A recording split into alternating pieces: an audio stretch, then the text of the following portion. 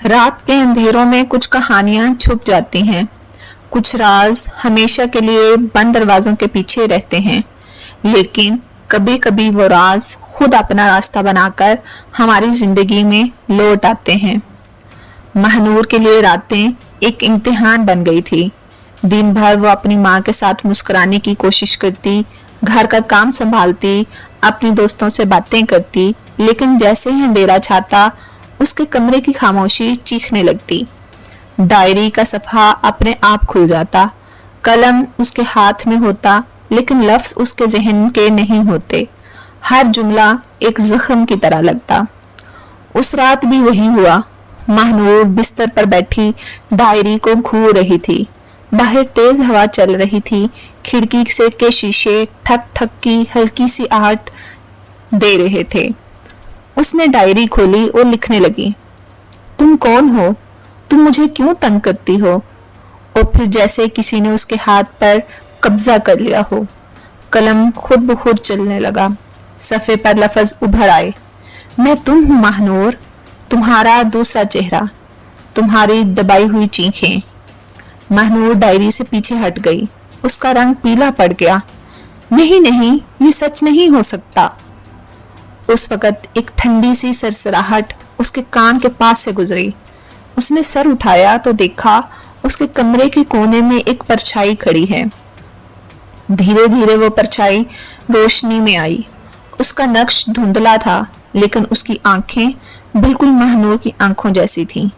परछाई मुस्कुराई और बोली, तुम्हें लगता है तुम अकेली हो, तुम्हें लगता है तुमने सब सहकर सब भूल दिया।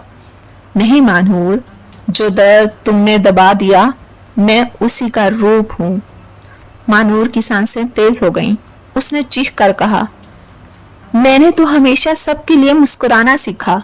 मैंने कभी अपना दर्द किसी को नहीं बताया, फिर तुम मुझे डरा क्यों रही हो?